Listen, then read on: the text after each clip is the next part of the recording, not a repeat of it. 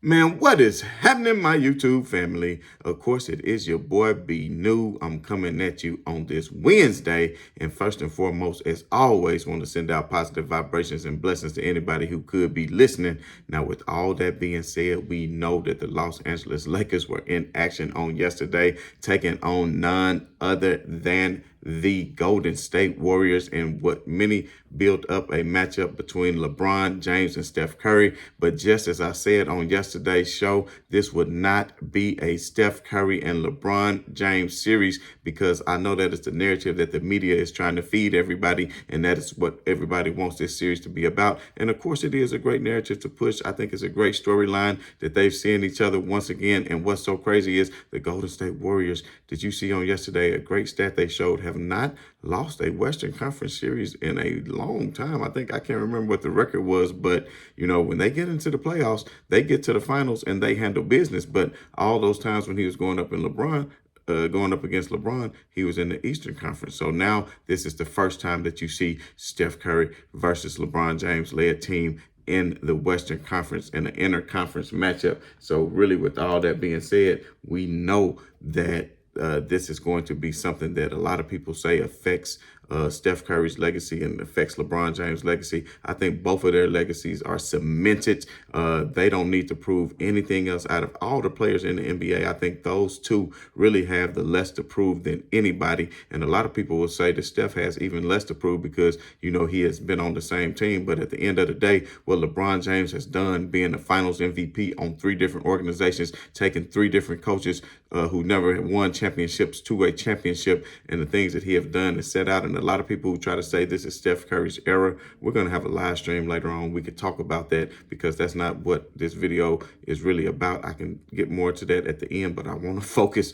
on yesterday's game because just as I said on yesterday's show during the live stream, that Vanderbilt was going to be very key in the matchup as he took on Steph Curry. And a lot of people thought, that no, Dennis Schroeder should guard Steph Curry, maybe D'Lo, because if you let Vanderbilt guard Steph, then you're going to leave a weakness exposed with D'Lo guarding Wiggins, or maybe LeBron handling Wiggins. But just as I predicted, by Vanderbilt guarding Steph Curry, that did leave a weakness over there with D'Lo on Wiggins. But on a lot of those instances, LeBron would switch on Wiggins depending on the matchup, depending on how they got back in transitions or various other things. But they could not exploit that matchup because even with his size, if he tried to shoot over him, he still provided decent enough defense to where he wasn't just killing him. And if he tried to get to the hole, then of course help came because LeBron James was roaming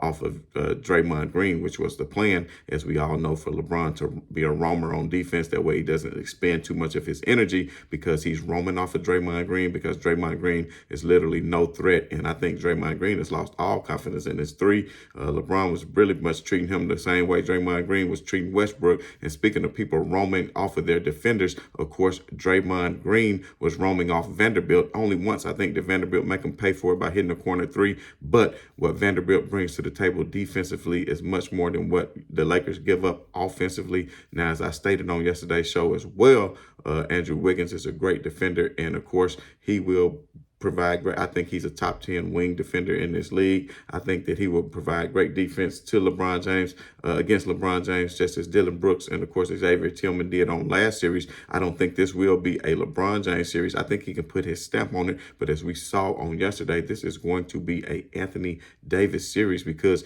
just like I said on yesterday's show, and as I said going into this series when I picked the Lakers in 6, I said because of the length and the size of the Lakers, that the Golden State Warriors, they just played the Sacramento Kings, who have no rim protection. Steph Curry can easily get to the paint and do his thing and finish at the rim. But now you have a Vanderbilt who's great at chasing screens. He's chasing Curry through multiple screens. And as he's chasing Curry, he can still block Curry from behind, which he did a couple times on yesterday because he has the length to do so. And then you have Anthony Davis, who, even though he's playing drop back coverage, can come up front. And when he comes up front to kind of show, he has the height to where he can even get up and maybe even block a floater. So Steph Curry is getting a lot of his shots deterred in the paint. There's no way he's going to be able to finish in the paint the same way he was finishing in the paint against Sacramento, because Anthony Davis is not going to have that.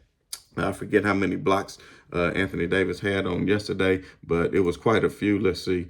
Anthony Davis on yesterday had 4 blocks, but he might have only had 4 blocks. But I'm telling you what, he probably deterred about 14 or 15 different shots at the rim. It was plays where Wiggins was coming in, dribbling to the basket, thinking he was going to get an easy shot and was deterred. And of course, LeBron James himself had 3 blocks. So just once again, as the Lakers led the last series against the Memphis Grizzlies in block shots, they're well on their way to do that again, because on yesterday, by my count, they had 5, 6, 7, 8 blocks.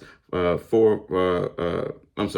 5, 7, 8, 9, 10 blocks. 4 by Anthony Davis and 3 by LeBron James. A couple by Jared Vanderbilt, the 2 that I mentioned on him getting on Steph Curry. So what I'm telling you all is that's going to be a tough matchup. And then when you talk about the Austin Reeves-Klay Thompson matchup, Austin Reeves did his thing. Klay Thompson is a great defender in his own right, even though he's longer in the tooth. But Austin Reeves is forcing him to work on not only just the offensive end, but the defensive end, because Austin Reeves is still initiating some of the offense for the Lakers, taking that duty away from LeBron James. You are now seeing LeBron James play off the ball more and more as in the latter stages of his career, but it's because he has ball handlers that he actually trusts to make the right decision in the right place. You guys think that LeBron James was just ball dominant just for the hell of it.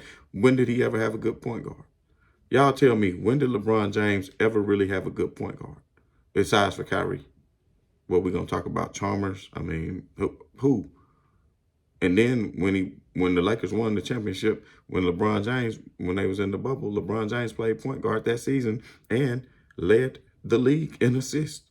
He had to be the point guard. So now that you have a Schroeder who can initiate offense, now that you have a D'Angelo Russell who can initiate offense, now that you have an Austin Reeves who can initiate offense, you see that LeBron James doesn't have to expend as much energy, and he can use some of that energy on the defensive end of the floor, as you saw in last series, because I don't think LeBron James got enough credit in last series for the defense that he played on Jared Jackson Jr. He shut Tripp down. Tripp was having his way in game 1, posting LeBron and this and that, but at the end of the day, a lot of people want to say AD. AD was really on Tillman. AD was mostly on Tillman. Tillman was on LeBron. They switched the matchups on D whenever they went back and forth. So at the end of the day, LeBron, the way he's floating right now and not having to worry about Draymond Green when he's on the floor, that is an advantage for the Los Angeles Lakers. If the Golden State Warriors choose to go small and put Draymond Green at the center position whenever Looney comes out, that is an advantage for the Los Angeles Lakers. What I did notice, Darvin Ham, what he did late in that Memphis series was when Vanderbilt went to the bench, he put Schroeder in, because Schroeder is a much better defender than D'Angelo Russell. He's a great on-ball defender. We saw him get the swipe on yesterday, just pick Steph Curry pocket and take it back for the easy layup. That's something that Dennis Schroeder does. He provides a lot of on-ball pressure. So if he's doing that to Steph Curry when he's out there, and of course Vanderbilt doing the same thing, that's going to weigh on Steph Curry's legs. And they just came off a 7-game series, and the rest of these playoffs for this round is day on, day on, day on, day off, day on, day off. So that's going to be an advantage for the Lakers, because they got more rest leading up into this series because they took care of their business. So at the end of the day, Steph Curry is going to continue to fight and use a lot of his energy on the defensive end, because D'Angelo Russell is engaging him and causing him to have to play defense as well. So that is something that I think is going to wear on him. Then, as I was saying, the Klay Thompson and the Austin Reeves matchup, I will say Klay, of course, even though he's in the latter stages of his career, is still a better player than Austin Reeves. But Austin Reeves plays great defense. He runs through the screens. He gets through multiple screens. And just like in last series, when the Memphis Grizzlies started running multiple screens, the Lakers made the adjustment to have him peel off of Desmond Bane when Desmond Bane was getting going, just because if they running 3 to 4 screens in one play, that's a lot for one person to keep up with, especially if he's trying to shoot the gap or even trying to get over the top. So at the end of the day, when you have other players who can peel off, such as a Vanderbilt, and I love one of the lineups that they put in. It was like the best defensive lineup. I think Van Gundy might have said it's probably the best defensive lineup in the league when you had Vanderbilt out there. It was Vanderbilt, AD, Hachimura, LeBron, and Schroeder. Because Schroeder going to play good defense. You know what AD going to give you. You know what Vanderbilt going to give you. Hachimura, a great wing defender. And LeBron James, even at his age right now, you seen it's been a block party. So don't act like it ain't been. Don't even sit there and act like it ain't been a block party. It's been a block party for the Lake Show, and everybody been invited. You understand me? And everybody else, we getting out tickets, and everybody else ain't been doing nothing but punching wolf tickets. You hear me? Just woofing all day long. A lot of haters. And I'm not going to get ahead of myself because the Golden State Warriors can and will make adjustments. You notice at the end of the game, they went into a zone defense to try to throw the Lakers off because they feel like the Lakers aren't a good shooting team. And when you play zone, that really kind of doesn't allow you to get much of inside presence by building that 3-2 wall. And as a result, you get open shots if you pass it around and make the correct plays on the perimeter. The Lakers just have to adjust to that and make shots, but they also can still penetrate and kick out. So there's different things that they'll be able to do to adapt to that zone. But not only that, the Golden State Warriors, even I said in yesterday's show, I said the only chance for them to win would be for them to play a lot of high pick and roll action to bring AD out of the paint. Because if you notice, AD was playing a lot of drop coverage on the pick and roll on yesterday because of Vanderbilt's ability to keep up with Steph Curry and to block from behind when he's going downhill, and AD could come out. But when they start running a high pick and roll way out at the top of the key, that kind of forces AD to come out. So we'll see what the Lakers do to that. If they start doing that a lot, I would imagine that the Lakers would just switch and let AD get on Curry for the perimeter. He's capable, I think, and has the length, just like a Vanderbilt, to play moments to where he's not going to let Steph Curry get off a lot of threes on him. And Steph Curry, we know he can get hot at three at any time, but when you have a bigger, taller defender on him, you've seen before in the past, if he can get by him, the weakness to that would be it brings AD out of the paint, and Steph is great. People don't give him credit for his vision, but then you'll have cutters to the rim, so you would have to have LeBron in his float mode or either Vanderbilt getting back down in the paint when he's flaring, when the other guards are flaring for him to get back down in the paint. So with all that said, I still think the Lakers had the advantage. It would not surprise me if Golden State won the next game, but I think the Lakers trying to get greedy. I think they want to do this for the GOAT. I think they want to go ahead and just sweep them and win 4 games. And when they win the 4 games, LeBron can say, we ended this dynasty. Because last year they thought people could end it. Boston couldn't do it. Nobody couldn't do it. And you got to give props to them. But man, going to as many finals as they've been in after all these years, that weighs a heavy toll on you mentally and physically.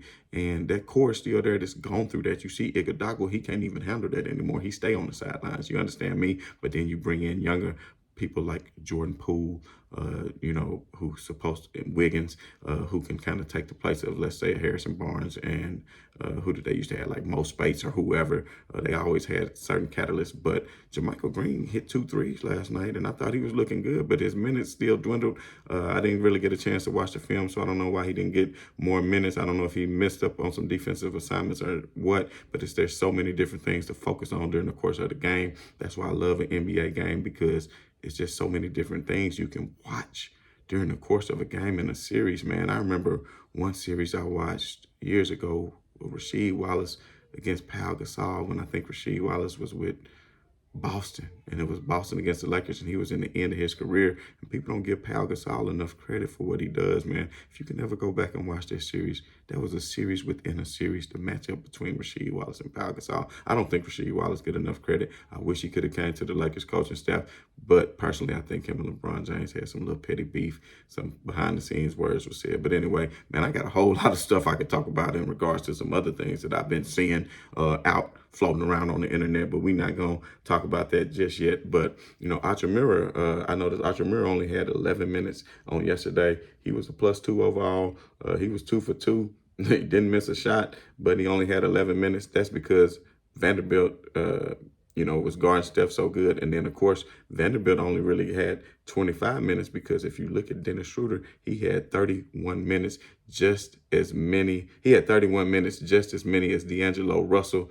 And, of course, by him earning that many minutes, that shows he was doing his thing against Steph. And he was actually doing well for offensive purposes, too. So I didn't give a shout-out enough for Dennis Schroeder, because Dennis Schroeder had 19 points on 5 of 10 shooting, 50%. He only shot 1 3, so he wasn't out there getting too gritty. But, of course, clutch in free throws, clutch at the end of the game. Somebody might would have missed one of them free throws and allowing Golden State to potentially tie the game, but they did not. And as a result, Dennis Schroeder was clutch at the end and was able to do his thing.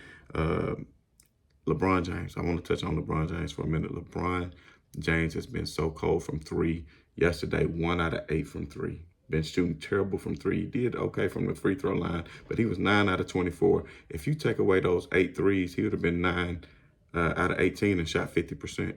LeBron, stop shooting so much threes. I understand when you hot. What was that game we just seen him break his record? What, 9 threes in the game he hit this year? It might have been against Golden State. I don't remember. But at the end of the day, stop shooting all them damn threes, LeBron.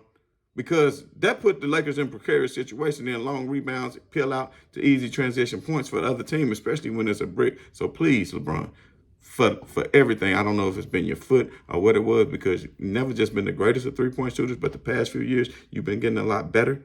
But I don't know, even pulling up from far distances, but I don't know if it's just an injury this year, because I was saying that early on because of the foot injury. I still don't think he's completely healed from it, to be totally honest. I want LeBron James to get a full off-season of rest and to come into a season fully healthy, because even at the beginning of this, of the season, he was not completely healthy. So I don't know if many of you know that he was having foot issues early on during the season. So at the end of the day, he's up in age, 38 years old. People had these expectations of him. All the people who keep saying, this is for the people who keep saying LeBron James is not on the level of Michael Jordan if Anthony Davis win the Finals MVP this year. For one, that is ridiculous. That just lets you know he must be the GOAT if that's the kind of expectations you put on the 38 going on 39-year-old. Because I want to know, where was Michael Jordan at that same age with the Washington Wizards not even making the playoffs and scoring a lot of single-digit point games throughout the course of those seasons? So, he smoked a lot of cigars, played a lot of golf, and drank a lot of liquor. If he would have kept himself in shape as LeBron James and then take a season off, maybe he would be closer to LeBron James' records. But he's far down the list and only going to get further. And for those of you who want to compare Steph Curry to LeBron, that's a whole nother conversation. But, I admire and respect what Steph has done to the game. I've now put him in my top 10. In the offseason, we're going to do another countdown, because I have to do another top 40 countdown to replace last summer's top 40 countdown. If you haven't got a chance, go back and watch those. I went in depth on the countdown, and each day of the show, I did maybe 4 to 5 players, just depending on how much time I actually want to spend on each one of those players. But I put a lot of thought into that. So you get a chance, check that out. But, pretty much wanted to keep touching on the game as far as what the Lakers have been doing and what they will continue to do. So my prediction for game 2, I still have faith in the Lakers. I know there'll be adjustments made, but I just think Anthony Davis right now is playing at an all-time level. LeBron said on yesterday he wanted Anthony Davis's jersey and the Raptors up there. He didn't say his own. He said AD, because AD might have years and years left to play with the Lakers at a dominant level. And he been wanting to pass that torch. Haters. He been wanting to pass that torch. Let him do it. Even in Michael Jordan's twilight years, as he won his latter part of his 3 championships, he had a good Scottie Pippen and a Dennis Rodman, 2 Hall of Fame players beside him. Let LeBron have a Hall of Fame player beside him. It's okay, haters. It's okay. And then when LeBron go out and request AD, y'all mad at him, lay GM this and lay GM that. But now you see the value of AD. Look at AD and look at Brandon Ingram. Look at AD and look at Lonzo Ball. Then shut your mouth, okay? But then when he get a Westbrook, okay, he made a mistake. But what about now? You think any of these trades made? Now you want to give credit to Rob Pelinka. If it didn't work out, y'all will be blaming LeBron. See how that worked? But anyway, if you haven't done so already, hit that like, hit that share, hit that subscribe. And as always, man, this is your boy B New. I'll be back tomorrow, hopefully in a live stream after the game and a pregame for tomorrow's show on reactions to any of today's game. But as always, man, this is your boy B New. I'm saying right on to the real, and much love to these haters. I'm out.